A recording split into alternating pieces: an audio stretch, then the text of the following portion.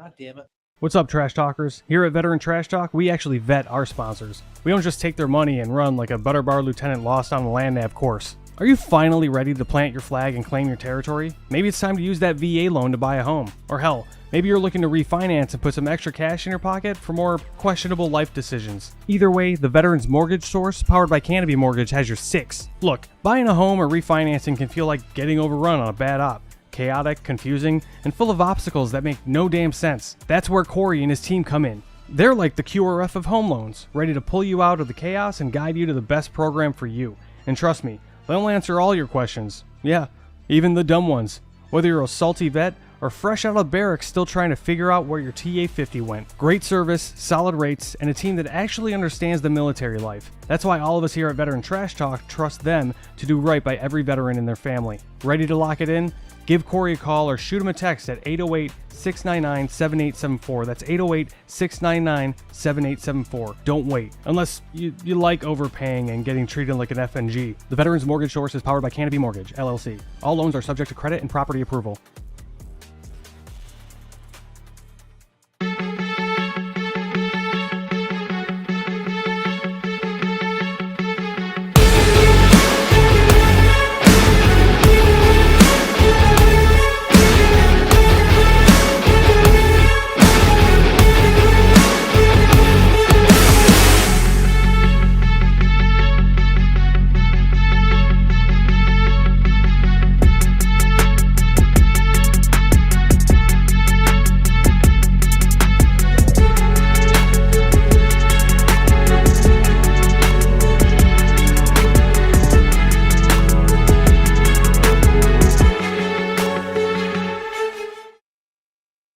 Hey, what's up, Trash Talkers? Listen, it's impossible to fight, okay, if you don't know what you're fighting for. Does that make sense? Like, if you're in the dumps and you're struggling with mental health, things of that nature, it's going to continue tearing you down, all right? Because you're consistently trying to fight something, which is that demon, which is usually something from the past, right? Maybe that why needs to be fighting for your future. Let that be your why. Get the hell up and start fighting for your future. Stop fighting things that happened in the past. Easier said than done, right? Go seek help. It's okay not to be okay. A lot of people need to hear this. You are more of a warrior and a fighter if you stand up and say, hey, this has to stop. I need to go seek help. The stigma, everything has changed. It's okay not to be okay. And so my honesty cap is dedicated to a little, we'll call it a public service announcement for civilians and other people in the military. There are a few people that you should always take their stories with a grain of salt.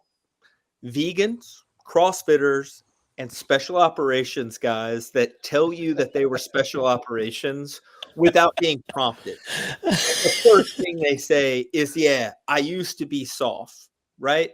The only unicorn in that entire group is like a special operations guy that was like a vegan and did CrossFit. That guy's probably going to stay quiet for a little bit longer because he's confused as what he should talk about first. And that's the only reason. Right. Anybody that says that they were soft without being prompted or without it being like a normal part of your communications is probably either an enabler or going to tell you a bunch of stuff that's not exactly true. What's up, Trash Talkers? What's up, Gruntworks Nation? Big Earl. You heard Dave talk. You heard Buddy talk. Now, Buddy's all about, he is a Green Beret and he's Special Forces and yada, yada, yada. But he will not tell you that unless, he really, really likes you and he's made dinner for you.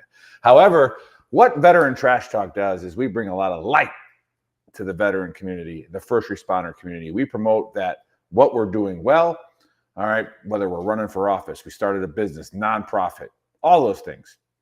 Veteran Trash Talk is a super clean page. We got Gruntworks if you want to go there and raise a little hell a little bit, but we are here to promote veteran-owned businesses. So the show you are about to watch is a veteran or veterans or a spouse of a veteran or a child of a veteran that's doing great things in the community, and we need your help promoting them and getting them all all the success that they need. All right, guys, enjoy the show.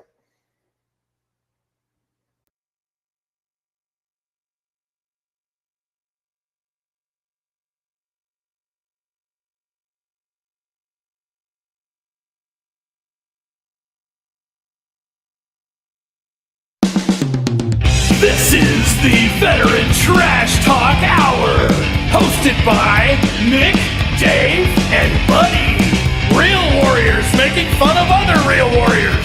Try to not get triggered.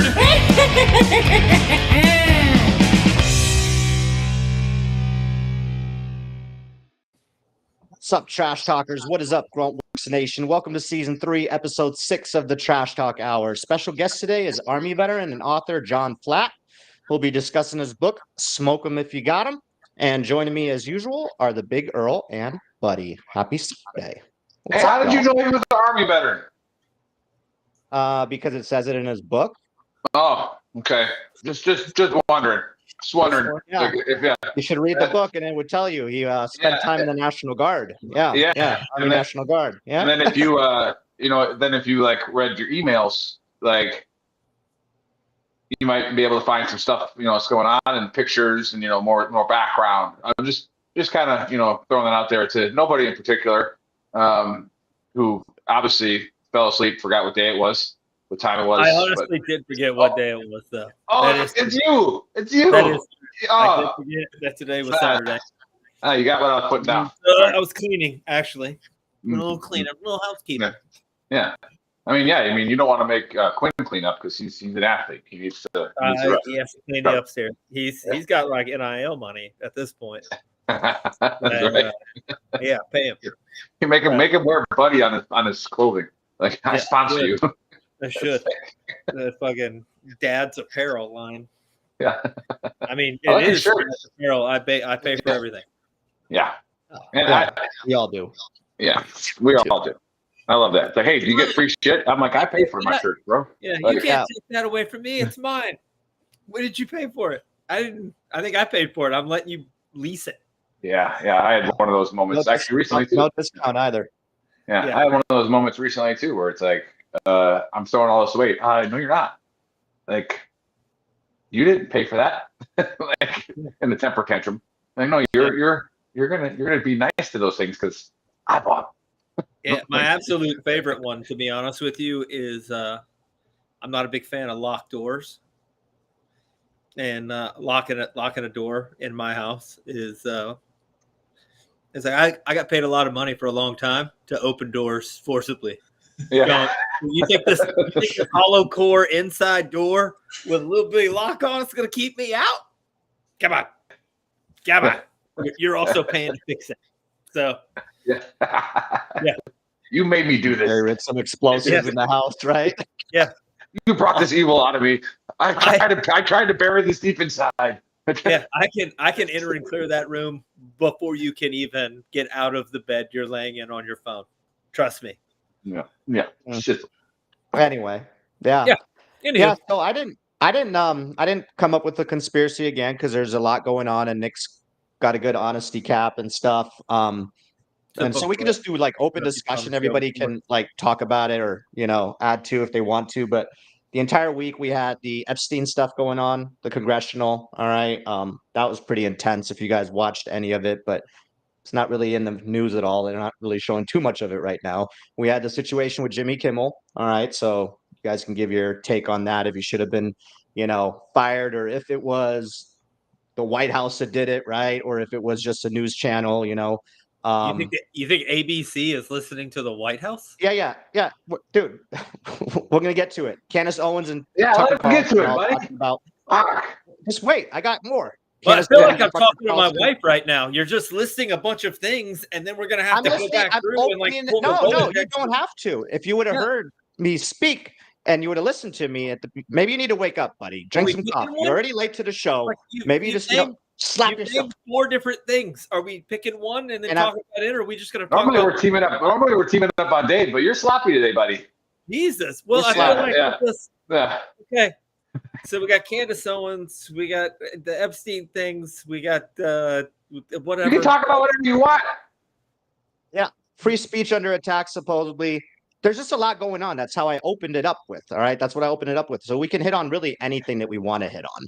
And then the big one is Candace Owens and Tucker Carlson talking about the assassination of CK and who might be involved with that and what you guys have heard so far. And I'll leave it at that. I'm just opening it up for discussion, man, because I have no idea. I didn't have a conspiracy for today. I know what Nick's going to talk about during his honesty cap, which probably ties into everything I just mentioned. I don't have an honesty cap. You guys need to get your shit together. It's the Book of Earl. The Book of Earl. The Book of Earl. The Book of Earl. It is literally doctrine, all right? So, it's doctrine. It's in a book. Yeah. It's chapters and verses up here. Yeah. Let me start with John. Yeah, John. We went twice this week, bro. We just sold shirts to Germany, and now we got Ireland on the motherfucker. Yeah. I try to keep my head well buried in the sand. I'm kind of going the ostrich route when it comes to all the American drama, to be honest. But I have heard a bit about Jimmy Kimmel. I mean, shit, I don't know. I feel like that's their role, is to make fun of people in charge, right? Like, that's like the entire existence of that job, is to kind of give shit to everybody doing things in public light. But I don't know, at the same time, when you depend on broadcasting, you're going to get cut for random stuff. I can't really understand why everybody's so upset, but at the same time, I can't really say I'm too surprised it happened. We have our own conspiracies here. They're all killing the rivers in Ireland, so that's my big thing right now. That's, if you get me on conspiracies, that's what I talk about more than anything. Yeah, what is going on in Ireland? I just feel like we can just talk about your stuff. Yeah. No, man, the island, the rivers here, they just keep getting worse and worse, and they've got a lot of wastewater management problems, dumping effluent into the rivers, basically dumping sewage into the rivers. Big corporations dump runoff into the rivers, killing thousands of fish. I'm a fisherman, fish a lot, and so I kind of get carried away watching that. We had a big kill of 50,000 trout killed in the river 2 or 3 weeks ago, or about a month ago, and they don't know who did it. So that's my big conspiracy. That's what the big one that gets me pissed off. But it seems like everybody's owned by the government, so no one ever gets answers. If that makes conspiracy headlines. Are you in northern or southern Ireland? Definitely Republic, yeah. So I'm down in just outside of Limerick, which is on the west side of Southern Ireland, if you will, not Northern Ireland. And if you've ever flown through Shannon with the military, which I did when I was coming home from Afghanistan on leave, I'm about 40 minutes outside of Shannon. So. Gotcha. Isn't that where we flew into, Nick? Yeah, we flew into Shannon. Yeah. I thought so. And we weren't allowed to watch drink. everybody shit house at the bar, and we weren't allowed to. Yeah, we weren't supposed to. Definitely fucking did, but we weren't supposed to. Well, it's so frustrating. We were allowed to drink when we flew back from Shannon when we were coming back. Of course you were. You're probably like civilian clothes and cargo pants. Yeah, you were in Bravo. When I was in the 82nd. We were. Yeah, you were in Bravo Company though. You guys got catered the whole time. No, it was when I was in Charlie Company when we were coming back from Kosovo, not when. That's not real. Yeah, I mean. I know. It kind of was. So, apparently got a CIB for it. So. Yeah, you did. Did you get a star out? Did you get your star? Yeah. So do you have the gold the gold one with the star? Yeah, I'll have the gold one with the star. We're gonna buy you that hat. We'll buy you that for your birthday. The CIB hat. Yeah. Let's make a shirt and honor I have a hat. Buddy. I could go get you my hat that the team made me from retirement. It's gaudy. But when you retired, when you retired, it didn't have the gold CIB EIB though yet. Did they? I don't think they did. No, I don't think so. Back then it was Desert Storm twice, Iraq twice got you the star, or what was it? No, Kosovo. Yeah. Okay, but I'm saying back then when we were in gaudy ass hat. No, we didn't get a star. My team. That's legit, bro. That's legit. No, you need one with the gold EIB CIB now. Yeah. True. Yeah, so we'll get. Thank you for your service, buddy. Thank you for your service. It's awesome. I leave it back there in the back. So I don't even know what that is, but it's just a combat vet. That's all. That's just says combat. Yeah. All right. Cool. Yeah. Anywho. Yeah. I don't know. The best the best take on the Jimmy Kimmel thing that I've heard is Dave Portnoy's take on the Jimmy I Kimmel saw thing. that.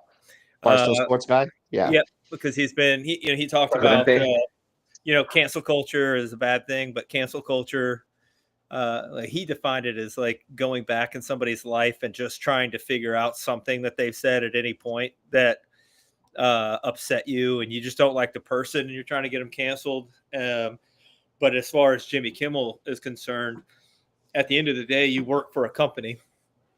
It doesn't matter what company you work for. If you say something and the juice isn't worth the squeeze, then you're liable to get fired for saying something. And you're saying something about a very touchy subject like, it'd be kind of like making a 9/11 joke on September 12th of 2001. Probably would have gotten your ass fired from a lot of places for doing that, because it's just, there's a time and a place for things. And it's definitely not the time and the place. And not being able to read the room is, I mean, that can get anybody fired. If you guys see the video? Did you see the actual video though? Like, I feel like he said, and here's just my take, and I love that take, buddy. And Nick and I spoke about it pre-show. I think Candace Owens' take was amazing. She's saying that like we as a people should just like cancel them, and by canceling means we just don't watch them anymore, right? And their ratings just go down. It shouldn't be up to anybody else. And like I feel like that video was pretty harmless compared to like some of the stuff he said in the past. Like he basically just made fun of Trump because like he asked, Trump about the death, CK and how he's holding up, and then Trump's talking about the new White House ball thing that they're opening. Like, I don't feel like I personally, from what I've seen him do in the past, that wasn't really that bad. So it's like, and then it doesn't matter what you've done in the past. That's my opinion. If you're not touching, but what was he talking about? Things that were as sensitive, like you're talking about something that affected a lot of people, at a visceral level, right? And it's a very sensitive subject. And at the end of the day, people that watch the show could boycott the show and just not do anything. Yeah. The company also knows that, and they also are a profit-driven company. Why would they wait for people to boycott so they lose millions and millions and millions of dollars when they can preemptively fire the guy, get somebody else, and they didn't even fire him, and try to save what they can save and not lose a bunch of money? I mean, it's just at a business sense, it doesn't make any sense to allow it doesn't make any sense to allow the pre-backlash, get rid of the problem pre-backlash. Yeah. Right. Yeah. Just get rid of it. I mean, there's no point in waiting. But I mean, and it wasn't just, it was, the Trump thing was whatever. I think a lot of it was, and as we talk about, he tweeted like a day prior when all that happened, like he was sending his condolences, like he was very like, whatever. I'm just saying, like it's not. I don't really care. We're not. That's not what we're.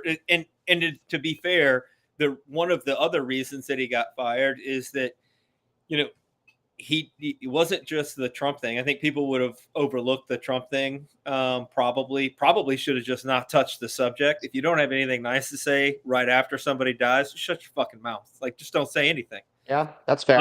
Absolutely. But the other thing is, before that, he characterized the shooter, and as we talk about conspiracies and like who might have done it and who did it, we're bordering on making the fatal error of people that jump to conclusions way too soon.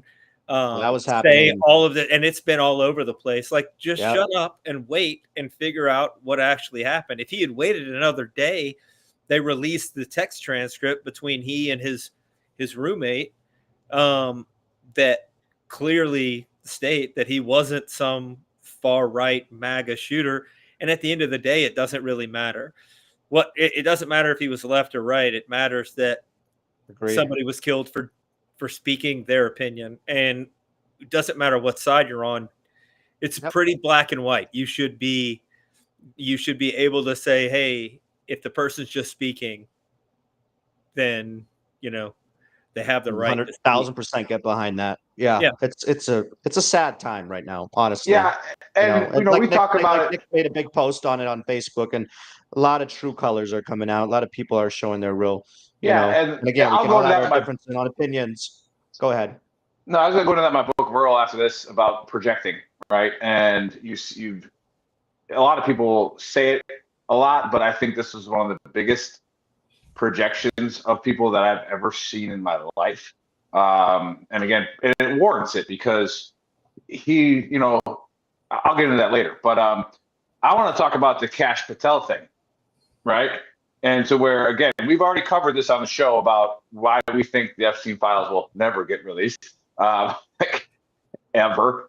It's just like, but there was a point in that, because those things are so boring to watch, and I'm one of those stupid people that watches C-SPAN, So like I'm watching it, and like they bring up a difference in physical abilities of the FBI for males and females.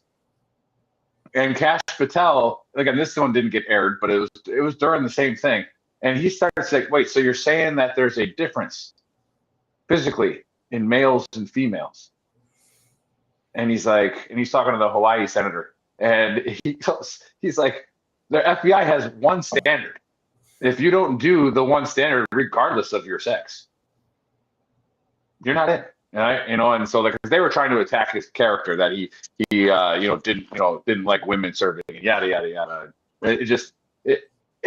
Kash Patel is in a hot seat, and the FBI director always is, right? Because you're going to get judged based on outcomes, quick outcomes. Whether or not you're doing what you said you were going to do. Which again, you open your mouth and get cocky like Trump does. Yeah, you saw he talked about what he was going to do, and then he probably realized, oh, I can't do that. Yeah. That's so it's like you got to realize I really don't have the power anymore. You might have been there with good eat, intentions.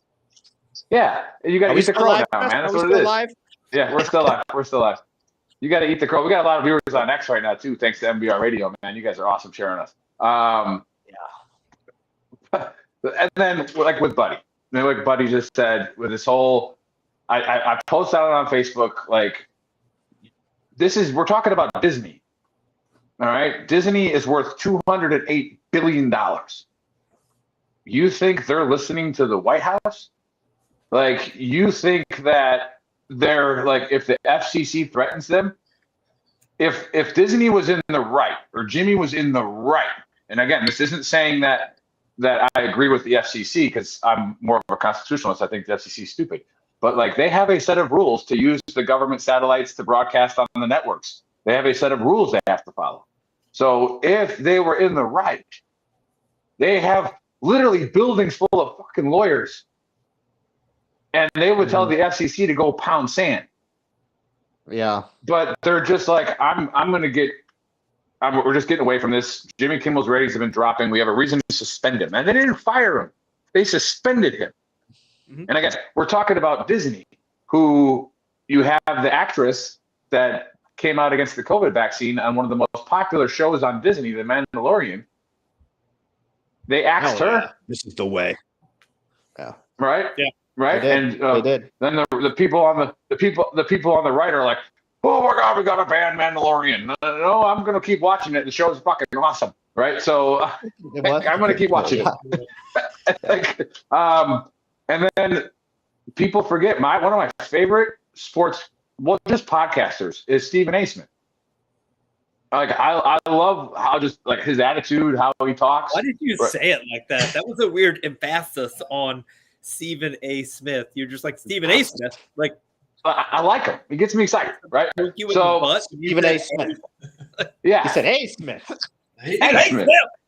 Yeah, well, that's how he gets loud. It gets me excited. Yeah. When he gets in the morning, I get excited. Like, I'm getting pumped up, right? Because he's pumped up. I'm drinking my coffee. I'm fired up. I'm loving it.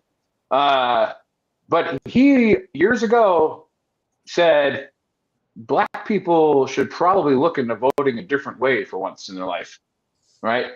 Disney suspended him.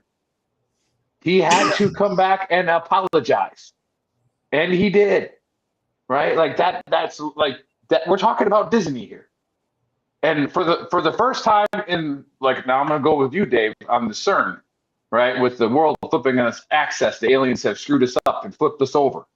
Like We're in for a the different first dimension time, right now, homie. yeah, for the first time, Disney went after a libtard, right? And it's making the world go nuts. like, uh-oh, like, oh, you go after libtards. This is what happens. And yeah, so that's my take on what's been going on. I think Kash Patel is eating the crow that he deserves because he came out all barrel chested about how he's going to do all these things, and he didn't. So, but I will give him the credit that they have arrested more violent criminals in the first year than in a long time. So like, I don't know that stat. I can't speak on that. Yeah, they have rounded up some bad dudes, right? So they are doing their job, obviously. Yeah. But so yeah, that's that. Anybody else? Anybody else got anything, or can I just go right into it? Go right into it, homie. Yeah. All right. Well, so we can get to our guest. Yeah. Like I said, I talked about the projection thing, and I'm not. Uh-oh. Not me. No, Not me. Welcome to the show, John Flatt. Yeah. The American combat veteran from 2006, 2007, currently living in Southern Ireland on the West Coast, as we all know. We'll wait until see if Nick comes back on. He's got bad weather. He's in OKC right now, so yeah, we can probably jump to the guest. That was a good intro, buddy. I mean, Josh, how are you doing? Welcome to the Trash Talk Hour. Yeah, welcome to the shit show. Welcome to the dumpster fire. But anyway, so John Flatt is a combat veteran. Spent a tour in Afghanistan back in 2006, 2007. Now he lives in Ireland. Got out, and he's a writer, a vet, a dad, and apparently a nerd because he does like tech stuff on the side for like freelance stuff. But he wrote the book, Smoke 'em If You Got 'em, a memoir about war that followed me home. So, John, welcome to the show. Yeah, got the book. How are you doing today? How's Ireland? I'm good, man. It's 10 p.m., 10:30 almost now. Yeah, so end of the day. Was working a bit on the weekend, but yeah, doing well. Just sticking to the family life here. It's very quiet, slow pace life in Ireland, so hard to have a bad day. But yeah, I was interested to hear Big Girl's in OKC. I grew up in Oklahoma City, so bit of appreciation for that. But yeah, anyways. No, yeah. So John, tell us a little bit about your military history, everything. Why you're in Ireland? Like, yeah. So viewers know who we're talking to and who we're watching here. Yeah, for sure. So I grew up in OKC. Originally from Pennsylvania, moved to Oklahoma when I was 8, and graduated high school, and the same year joined up. Went into the recruiter. Kind of told him I wanted to go overseas. So I guess I was 14 when 9/11 happened. So kind of ripple effect throughout my life. The next 4 years, just waiting, kind of chopping at the bit, trying to do something in that direction. So went into the recruiter, and he wouldn't put me with an active unit. I wanted to go active. He was a National Guard recruiter. I didn't understand how that's that what works. They all say. That's what all the guard guys say. Yeah, no, that's very truthfully. As soon as I got overseas, I said I don't want to go active. I'm fucking done. So I appreciate the fact that the recruiter put me in the National Guard, because I got out of basic in December. Went to Fort Benning there. Got out of basic in December. Was in Camp Shelby, Mississippi by March. So turned around pretty quickly. And then in Afghanistan by June. And so did that tour in Afghanistan. So I was 19 when I got there, 20 when I got home. I actually got married on leave in December of the next year. So I was one of those guys. Got married, came back, did the last 6 months of the tour, and then went home and finished my time there. Got a degree, but did the National Guard. Got out as soon as I could. I was definitely converted from the idea of going active and kind of living that life to when's my ETS date? Get me the hell out of here. So it didn't take me long. I think the one tour was enough, and as the book says, it's a fairly mild tour. I didn't really experience a lot. Kind of bounced around different AOs while we were there. We went as a security force group, so just tower guards and Camp Derailed at a typical National Guard kind of station. And then when we got there, we got attached to do some training ops with the ANA. So spent a month in the Pesh Valley and a month in the Pesh Valley was the second month. Sorry, the first month was in Blessing. So that kind of area. Did some time in Bella and out towards the ranch house for a little while as well. So just did enough, got enough of a taste, and some of my guys had it worse. I definitely would say those guys saw more than I did, but enough for me to realize at 19 and 20 that I had enough and I didn't want to keep going back.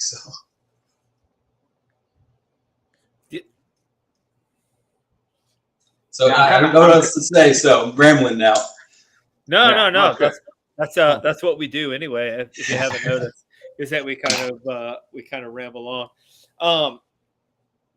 So your book, a lot of your book, especially, is about like it's. I mean, it says a memoir, but a lot of it is like poems and just like short, kind of like, well, not really short stories, but poems and things like that. When you came back, like I was just reading, let me get the title of it real quick. The Rules Don't Change, and then the rules don't change. Just before we got on here, and then there's a lot that's like, when you came back, and there was a lot about like when you came back and then going right from coming back to going to your first drill and all that stuff. Like, how did that catch you? It's I know we all have our own stories about coming back and going to the field for the first time and being just like, what the fuck are we doing? Yeah, for sure. So the Guard, we get back, we do 10-day. Nick knows all about that one. That's a good story. Go ahead. Sorry. No, you're good. I do 10-day demob in Colorado, and drinking the whole time pretty much. But there wasn't really a lot of information, and as a young guy, I mean, I'm sure there was tons of information, but it was death by PowerPoint, so I wasn't really paying attention. And if it was good, I missed it. But I got back and spent the next 3 months just smoked my brains out. I got home and started smoking weed a lot, and that was fine. Like I don't really have too much issue with doing all that. But from that just kind of, well, the first drill back, we had 3 months off. So first drill back was after that, and then I went to that in Ada, Oklahoma, and got arrested for underage drinking there. So it was on 20 and was in the bar, and I don't know, it seemed like the cop knew I was underage. I was just sitting in the back of the bar with my buddies, and he came in and straight up to me and asked for my ID, which I quickly gave him my buddy's ID and forgot the birth date on it. So that didn't work out so well for me. It seemed like a great idea at the time. Yeah. Wasn't a big fan of that move. When you're drunk, a lot of things sound like a great idea. Sound like a great idea, exactly. And I was actually pretty struck in that moment, and later on as I relived the memory, talked to my buddies, just how kind of hostile the cop was to us. And obviously every police officer is different, and everybody has their own experiences. But from that moment, I kind of realized that like I didn't get any sort of free pass. I was back to being a typical civilian in a lot of people's minds, which was fine. I enjoyed that civilian status a lot. So then I did my kind of 4 years left when I got home, or just over 4 years. So I did that time. But about 2 years into that, I got kind of carried away, started doing a lot of harder drugs, and ended up getting arrested again down the line. And so it just kind of, I'd say that was a bit of a spiral. There was a lot of stuff that I didn't really want to talk about or address. And like I said, I didn't go through like really heavy stuff, but it was enough to sit with me. And I didn't really have anybody around because I was, National Guard. We only saw each other a couple days a month. And you don't really spend that time, most of that time is spent either hurry up and wait or pretending like you're fine, and then drinking in the evenings. So I didn't really have anybody to talk to or connect with about it. And so a lot of it just kept to myself and acted like it didn't exist, which worked out for a while. And then, like I said, about 2 years after we got back, I started to experience things that I didn't expect. Had started having night terrors and trying to place that. And then my unit was getting remobilized as I was getting out. And that picked things up a lot as I knew they were going back and trying to figure out, was I going to go or was I going to carry the guilt of getting out? I had a daughter during that time. My wife and I still together. She put up with that and got me through those hard times. So after my second arrest, I was in the process of getting clean when that happened anyways. So stuck with that and kind of restarted down a path of trying to do a better job hiding it, I guess. Really, like I didn't deal with anything. Like I stopped using to bury it, and probably drank more than I should have. So a lot of the book is really covering like that kind of post torch stuff. And I think the thing that really struck me as I've aged is how little I experienced, but how much that rippled throughout my life after, and how there was no place to actually talk about it. And I think that's probably why it had such an impact. I imagine if I had got into therapy or done anything productive with what I was experiencing, it would have had a much less of an impact. But because when you push things down and ignore them, they eventually come back in some way or another. And there was really no kind of education on how to address that. I think, obviously we talk a lot about the stigma within mental health, especially for men. But I think more than that, there's just not a lot. There wasn't a lot of education. I didn't know what to expect. And not knowing what to expect, I didn't know how to handle it when it came. That's kind of one of the reasons I like following you guys on social media. It's because I feel like you're really pushing the envelope as far as this is going to happen, and when it does happen, you kind of understand like it's okay that it's happening and there's something to be done about it. So that was all kind of that first 4 years coming home after being home, and then I kind of fell into a good rhythm, working and kind of being productive and working through life, I suppose. But had little things occur throughout the time that reminded me every once in a while that like I wasn't, I guess, a civilian fully anymore, and was looking kind of for a different change of pace, different lifestyle, slowing down a bit. And I think that's where Ireland caught us, and we were on holiday here, and my wife and kids, and we just all felt like it had a good vibe, a good kind of slow, mellow pace, and myself looking for something new. We eventually decided to move out here. Had an opportunity with a job that I had at the time, and so we made that move just before COVID. Been here for 5.5 years now, almost 6, I guess now. Yeah, just 6 years since we moved here. And I think the slow pace in life has really allowed me to kind of settle down and find myself more. I do a lot of fishing, so time up on the water by myself, quiet, gives me space to think through what the different kind of series of events and how they were interlinked and potentially kind of led to each other in a way. And that's kind of what brought me into the book. There was obviously like a kind of life moment that occurred that triggered it as far as my family's cat died, and the kids were trying to grieve that, and I was very like rigid about it, very militaristic, not wanting to let them process and grieve. And it struck me that I was carrying on like maybe a poor coping mechanism or way of grieving. And then that's what made me start kind of going back and saying, well, where does this come from? Like, why would I be carrying that structure and that rigidity to it? And yeah, like you said, it's a lot of short stories or poems. It's not even written to be poetry. I think it has a poetic flow to it. Truthfully, when I wrote it, I just kind of dumped it out, little short stories, things that I hadn't talked about to people about, experiences that I had that I could see being connected. And when I went back and edited it in kind of my way of way of writing, I found that it had that poetic structure, but I never go back and try to make things rhythmic or rhyme. It was just how it flowed out. And I've told some other people, like, it felt more like someone else was writing through me. I didn't really feel, well, I didn't know I could write, first of all. And people tell me it's great writing, and I kind of like, I don't even, the only way I know that it's decent is when I read it back. It makes me emotional. When I see my own stories on page, or like my son, he's 11, and I try to sit down and read it to him. I can only go a couple chapters before I kind of have to step away. He eventually tells me he's tired of watching me read it, like struggling through it. So I take a break at that point. But yeah, it was kind of out of nowhere, unexpected, and it was just for myself first, and then I shared it with my parents, and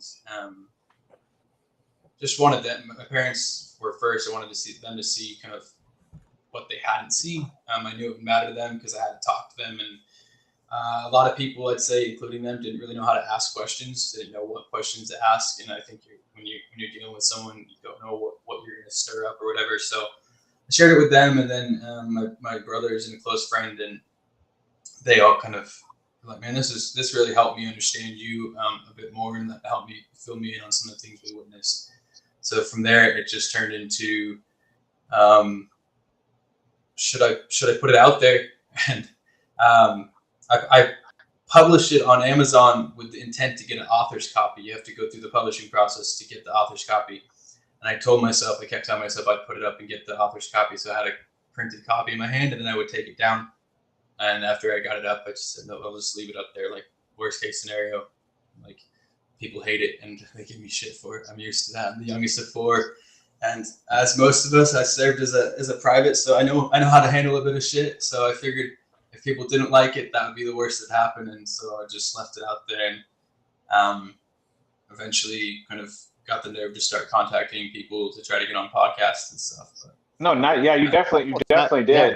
and we glad to have you on. We support anybody that's trying to do awesome things like this. Write books. We had an author that very similar style to you, Marine, with Jason Lee Morrison. He's been on the show a few times, and very powerful stuff. It's just what was coming out of his, into his head, and he would write it down.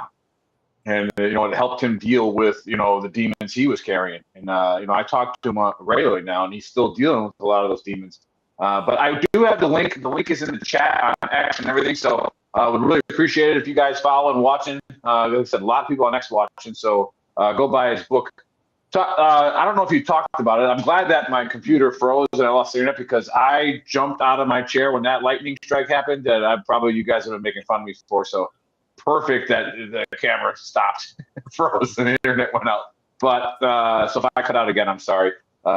It's that Oklahoma weather. And that's something that I wanted to ask you, is because I just was at a concert on Fort Sill last night with a country singer who wrote a song, "There Isn't a Dry County in Oklahoma." Because it's one of the only states that there's no dry county. And he's like, there's I didn't know that. nothing That's else. fair. Yeah, there's If I lived nothing in else to Oklahoma, do. I'd have to drink too. Like, Well, yeah, that's what the song was about. He goes, "There's nothing else to do other Nothing than else sit to around do and drink and tell stories." Talk about how, if you did already, I apologize, I wasn't there, and then somebody else asked a different question. But talk about how writing the book helped you with your demons and what it did.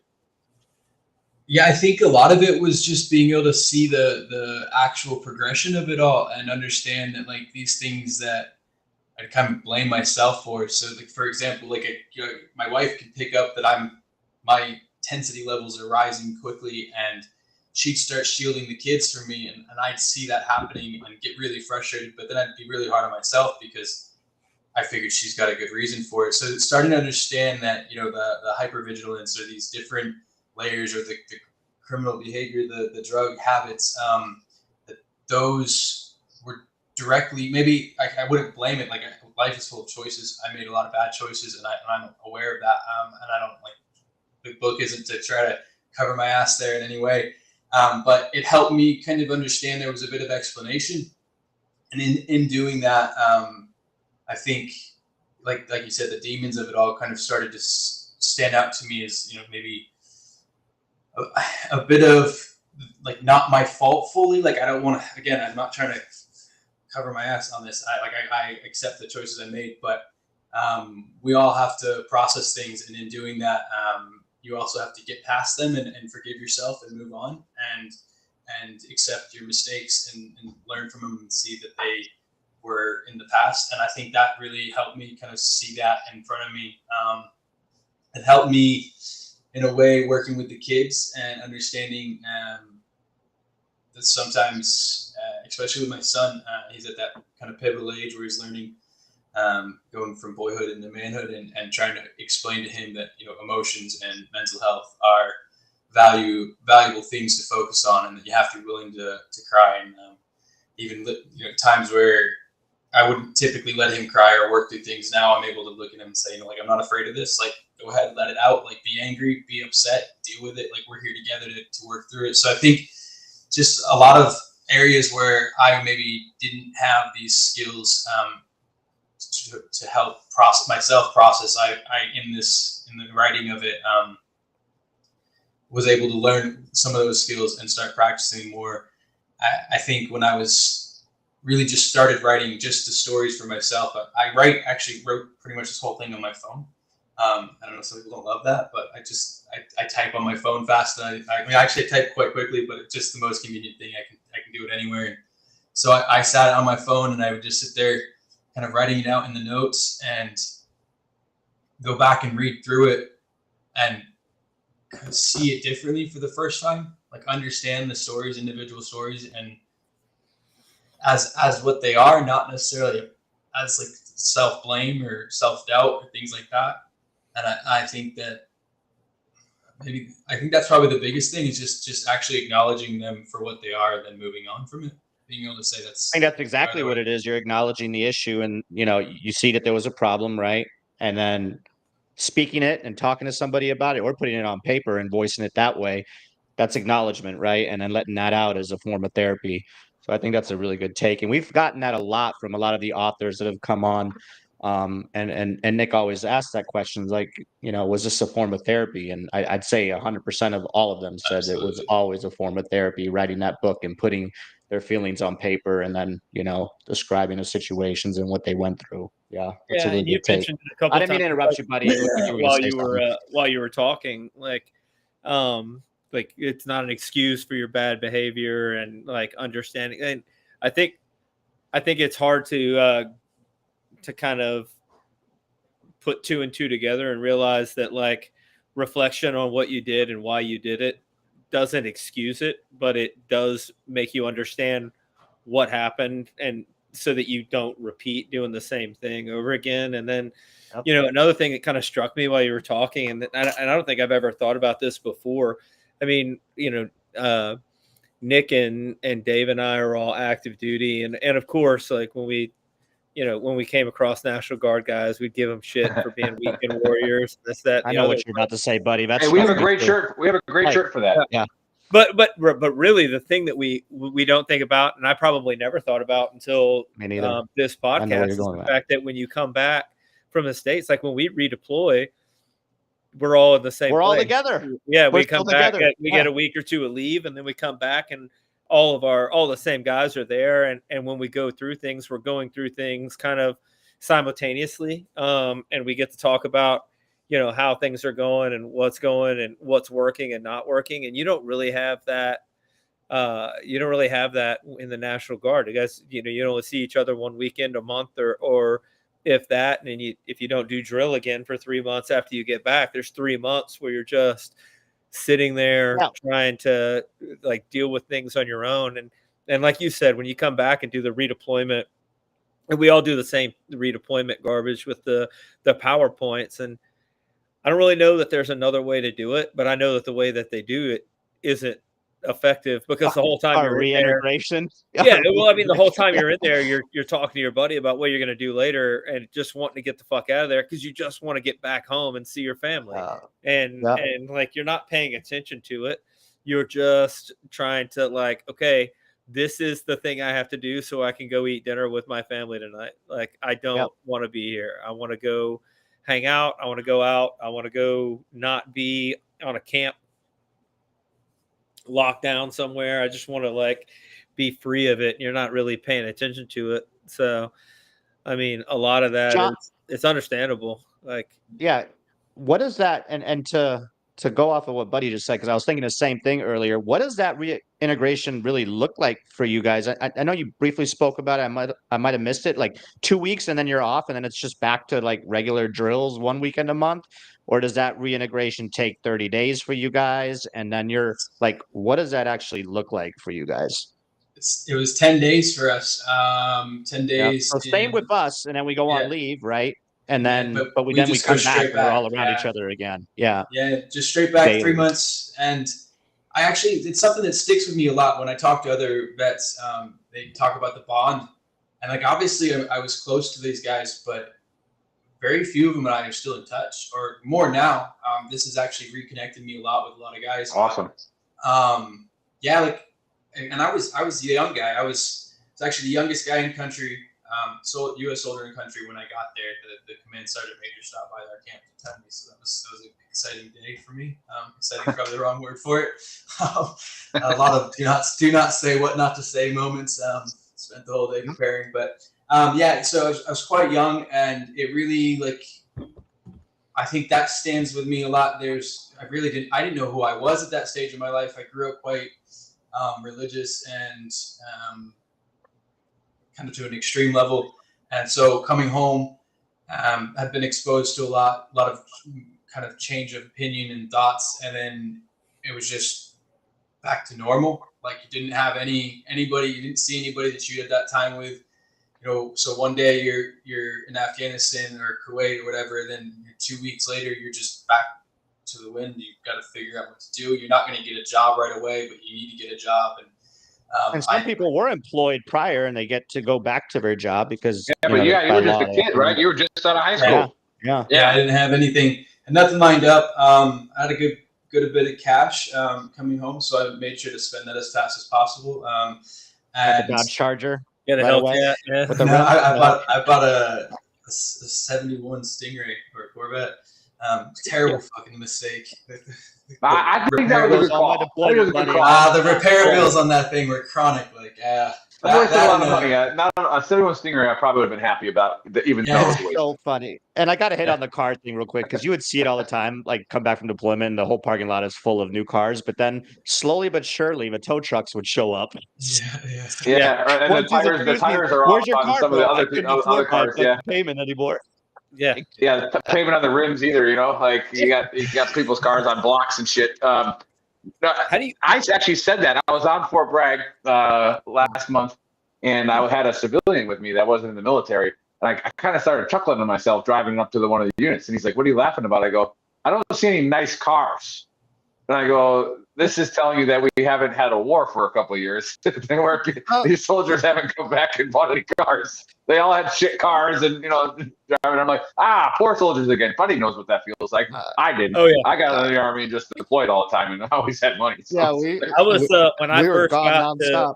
When I first got to Charlie Company, I was the coolest private on the whole block, because I had a I think it was like a 92 Chevy work truck, and we could all load up in the back and drive to Raleigh or whatever. But John, that was another thing kind of struck me. Yeah, it kind of struck me as you were talking is you were talking about you grew up fairly super religious, and then you deployed. How did you do you think that maybe had a part in like wrestling with the I guess the opposing ideologies of being super religious and then also being in a country fighting people? That's oftentimes it's hard for especially people that grew up like very religious to kind of, I guess, come to grips with. Yeah, it was. I think the kind of the twist that I didn't expect, because obviously, so I grew up, like, I'd say almost in a cult, if you will. If you've heard of Bill Gothard, ATI, LVIP, IVIP, any of that stuff, there's actually a documentary, but you probably have watched or heard of 19 and Counting. So that kind of reality TV show where the family just keeps popping out babies. Anyways, that that level of Christianity was my upbringing. So grew up with that. I was fairly prepared to go to war against another religion in my mind. That was kind of okay, and I had that thought process. And then I got there and got attached to A&A guys. So there are a lot of my pictures are actually with A&A soldiers out further out, kind of downrange. It was spent with me, one other American soldier, and about 20 Afghan soldiers that I knew. So I was getting to know and create relationships with guys who believed were Muslim. And so there was this kind of eye-opening experience of being such a young religious kind of gung-ho type individual. And then on top of that, all of my Army buddies were, I'm sure they are all religious to some extent, but you guys know, like there was a lot of colors. There are a lot of different things going on. They're getting exposed at a young age for sure. Yeah, and like everybody was shocked. You know, we got Catholics, we got Jedi Masters, we got it all. Yeah. I mean, I had a squad leader that was a male witch, a warlock. Like Wiccan, one of those. Yeah, like he literally would levitate. At least he thought he was levitating. We can't prove or deny that he wasn't, so we're not sure if he was a liar. But and nobody died in the squad. He had a protective shield over. He had a protective shield over us, and opens up portals of demons that I entered, and mistakenly at nighttime, and I don't know if I have any repercussions of that. But yeah, you get into some real shit in the Army, man. That's for sure. Yeah. He had a Jedi. I forgot who the Jedi was, but he had Jedi on his dog tags. He was a Jedi. Lambert. So. Yeah. Was it? Yeah, Lambert was the Jedi. No, I think there was somebody before Lambert too. I guess Lambert. I mean, you could put anything on your dog tags. Dave. I had Airborne. But he believed. Hey, don't knock Jedi, buddy. He believed in it. Yeah. And then we had all the Wiccans. We had tons of Wiccans. Yeah, we had it all, which is great. A diverse group of people. Yeah, and I mean, you'd like this, John. When I first talked to Dave was from Germany, right? So he didn't really know how to be an American. And when we were there, he honestly thought that you would win the Powerball if you bought like $100. Oh my God! Like he's like, and he was trying to break it down. And he's like, no, guys, look, if we all put in $20, like, no, that isn't accurate. I'm sitting here like, no. We made a platoon like let's all throw some money in a Powerball like any company does, and if we win it, we'll share the money. Man, 100 numbers, bro. 100 combinations, you gotta win it. I'm like, no, they don't have this in Germany, do they? Yeah. So only trolls. Now, well, yeah, the trolls are real, but now Giuseppe, he ran a different kind of lottery in Italy, so it's those lotteries were rigged. We won't get into that. So like, oh shit. Yeah, it is what it is. That's awesome. Yeah. All right, I don't know if we cut you off before you answered Buddy's question or not, but I mean, I think I was there, but yeah, it was very eye opening, very kind of world changing in a lot of ways, and the religion was definitely a part of it. And then coming home and wrestling with all that, trying to understand what I thought of the world at that stage, and I'd say like. Being so young when 9/11 happened, I even look back now. There's so much marketing in the different branches, trying to recruit people, and the different commercials you're watching. And after 9/11, it really picked up, and I remember really like buying into it, and then coming home and everybody's starting to change their kind of thought process on, we shouldn't be here, we should be here, this is our opinion. So everybody's got a lot of opinions when I got home, and I remember really trying to like take all that in and absorb it, and then trying to process it. And I spent a lot of time trying to understand, like, do I agree, do I not agree, was I supposed to be there, should have I been fighting that?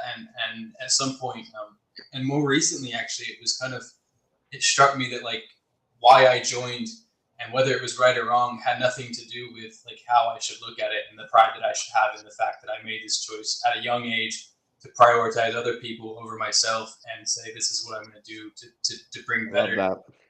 And I think that was something that really only came out in the last probably 6-7 years once we moved here. And I separated from it, but everybody's got to tell you what they think. For the first while, after I got home, everybody would forget where I went. friends and parents would say you were, oh, he was in Iraq, and you're like, love of God, like if we're in 2 wars right now, like, and we should all be able to like remember that it's not too complicated. But then Afghanistan kind of started to get the We spotlight. invaded Iraq because of 9/11, right? Like, Yeah, yeah. That's what people. Yeah. Can't let them oil fields go to Russia, bro. Not happening. So yeah, I think that there was like that change in narrative and mental perspective for myself that really played a big role in, I'd say, some of the darker times in trying to just figure out who I was and why I did what I did. So I think that's a good question. I like it's something a lot of people don't really appreciate, like that drastic change from being so religious to being confronted with religion and different opinions at such a high level. I think it shook me quite a bit. I think that becomes one of our superpowers as we get older. Honestly, is you leave. People need to leave America a lot more often, and they need to go to places that are third world countries and really, like the one thing, like, and I can remember deploying in like 2000 into beginning of 2004. When it was fairly fresh and getting there, and there were a lot of people that were like, we're just going to go like kill all these dudes and this, that, and the other. And then you get there and you start driving around, and the thing you notice is that it doesn't matter if they're in America, Iraq, Afghanistan, like Ireland, France, wherever. Folks are folks. Like, normal people are just normal people, and they have the same hierarchy of needs that everyone else does. They may get them from different places, like spiritually, they may get it from Muhammad, they may get it from God, wherever. But at the end of the day, people are just people, and normal people just want to be left alone. And then it's hard to have that take, though, buddy. It becomes you have to become you have to mature. That's why. Before you realize it, before you go, wait a second.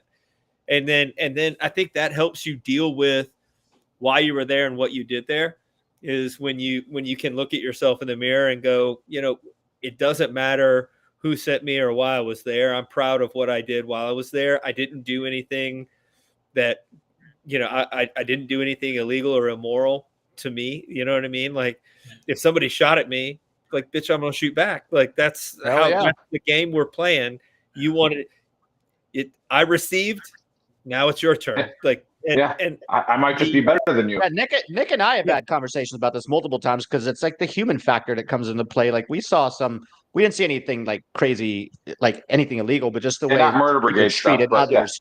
Right? You know what I'm talking about, Nick, right? Like how others were treated when you went and kicked in a door into a house, and you're looking for somebody, but like find out the house was like totally not them, right? Yeah, the guy and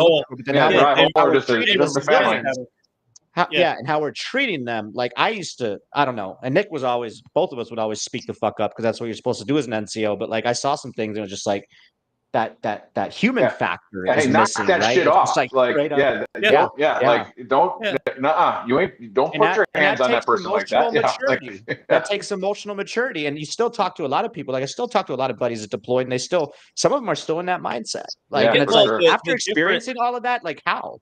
I think the difference is that, like, and when you, like, when John is telling his story, like say the National Guard, right? Yep. John was the youngest guy there, but had exactly the same amount of experience as the platoon sergeant, as everybody else. Yeah, you know what I mean. Yeah. None of them had been able to see it grow in other units. Like in 2003, like, you had to kind of figure it out, and everybody was trying to figure it out together.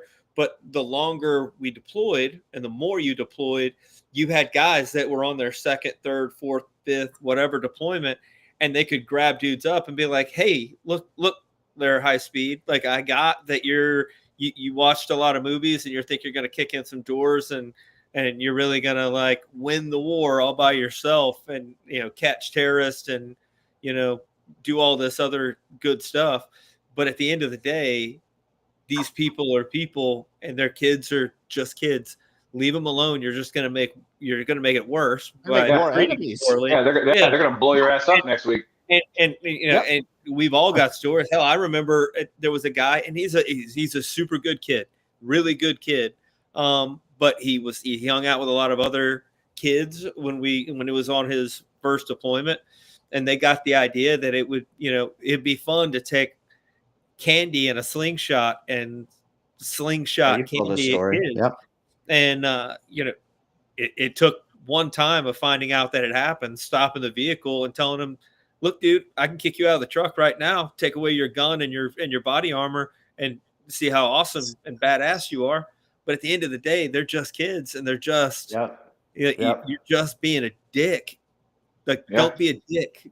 Don't treat. And you're literally creating more enemies. And you're literally creating. Yeah. And not only are you creating more enemies, but young ones that are just gonna get better at being enemies. Like, stop.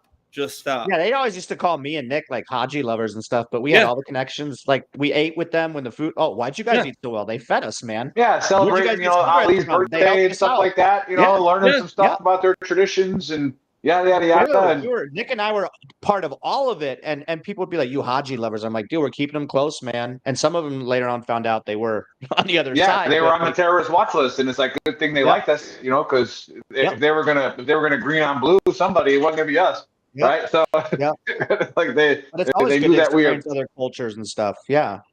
It's just I got a question for you. You're absolutely right. I got a question for you, John, because I'm here at Fort Sill. I work for a company that created some suicide prevention training with virtual reality, and Fort Sill has a problem. And I made a post, where I went hiking up here in Medicine Park and found a nice view. Right. And I'm sitting here like, dude, I would not want to be stationed here. Like, I wouldn't. And it would probably suck. But I know that in the Army, I'm only going to be here for 3 years. Right. And I'm going to do everything I can to get out of there. But get outside. Like, go find something.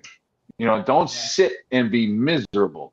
And we've had guests. We have Jimmy, outdoors. And people like get veterans outside. You brought up fishing. Like, what kind of fish you catch in Ireland? Are they like, is it different? Are they like Irish fish, or like what's in the streams there? Is it like, do they come out with like kilts on, or like they don't wear kilts in Ireland. That's Scotland. Wrong country. Yeah. But no, brown trout. A lot of brown trout here. Same in Scotland, actually. Sea run trout are in the rivers, but if they're sea run trout, you're not allowed to fish there without a license. So we just say they're not sea run trout in that river, and we just move on with it. So we don't have to have a license for that one. Some rivers have salmon still, if they're not the rivers that are either dammed up or being killed. Then obviously all the saltwater fish. So there's sea bass, pollock. I don't know. That's pretty close to the same. We're on the Atlantic, so you're going to get a lot of Atlantic saltwater fish. And then there are rainbow trout here, but they're all stocked. And in lakes specifically, they don't really do a lot of stocking on the rivers. They're all wild. The rivers are mostly. But yeah, the fishing, the whole outdoors thing was huge for me. Even right when I got home, I did a lot of hiking. We went to Colorado a lot, eventually moved to Colorado.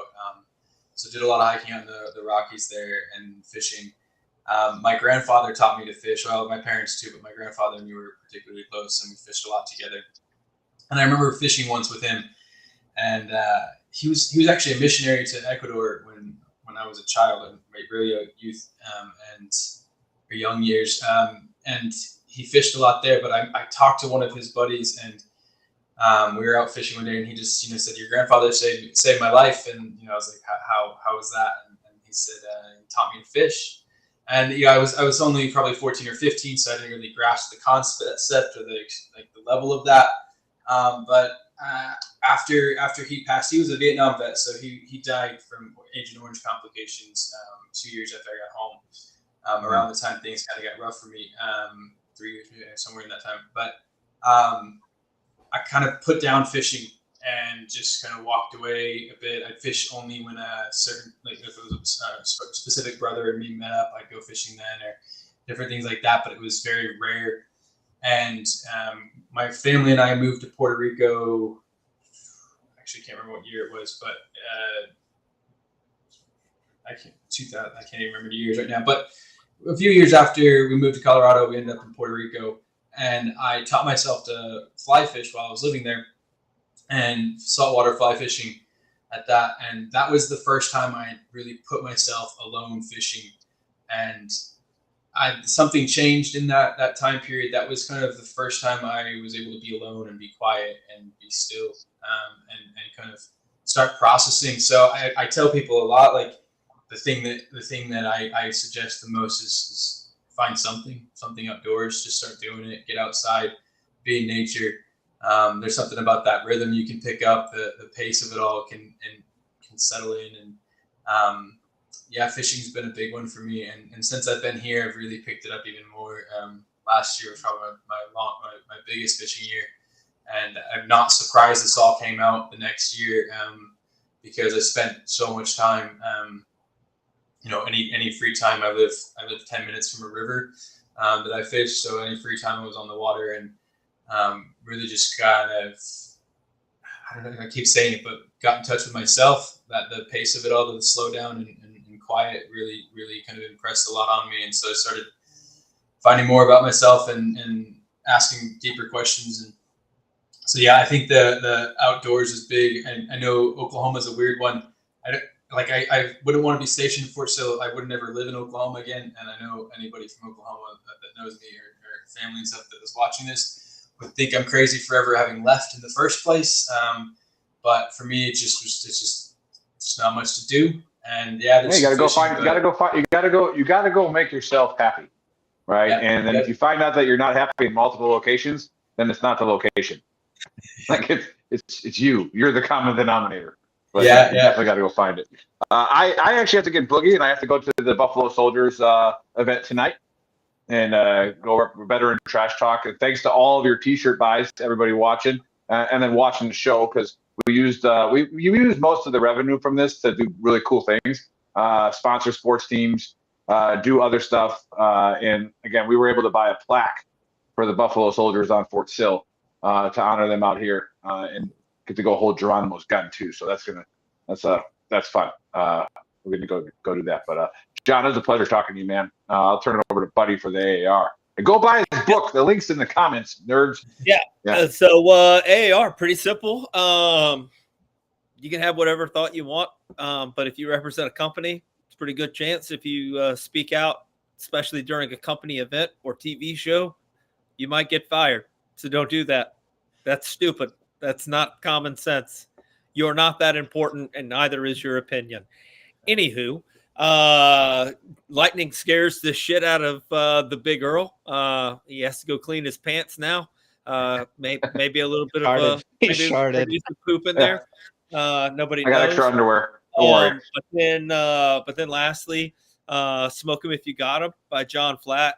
And I'll tell you, there's if you look through it, it's not a book about one thing. It's a book about quite a few things. Like I said, I was actually just reading one of your stories about when you were getting ready to ETS and they tried to promote you and extend you, and they kind of what you went through with not deploying and how you dealt with that and how it affected you. So there are a lot of different facets to the book, written well, and it's written in a way that even a dumb old infantryman can pick it up and read. Infantryman wrote it. Yeah. And feel good about themselves. So pick up the book. Definitely, if you really want to look into yourself, it's easy to do that when you're looking at the ways that other people dealt with their issues and how you dealt with yours, and what you may have done well and what you may not have done well. So AAR your own life, guys. AAR yourself. Anyway, that's all I got. AAR yourself. I like that. That's a good. I like that. Ooh, that's a shirt. That's a shirt. Yeah, nobody's gonna buy it, but we'll make it anyway. Yeah. John, you got the last words, brother. Awesome. Well, I appreciate you guys having me on here. I was really happy to get the response from you guys. And I appreciate anybody reading the book. If anybody wants it and doesn't want to give me the money, they can always email me. Don't do that. Don't do that. You're supposed to get paid.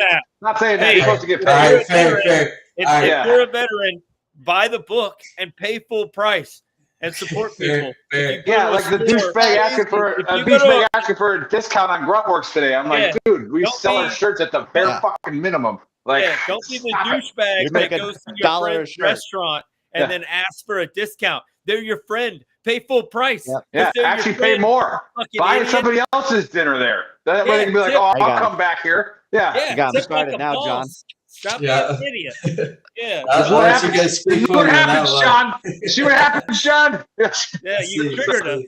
Yeah. I put on a whole different shirt. Yeah, I gotta go get my triggered pansy shirt on. It's in the car.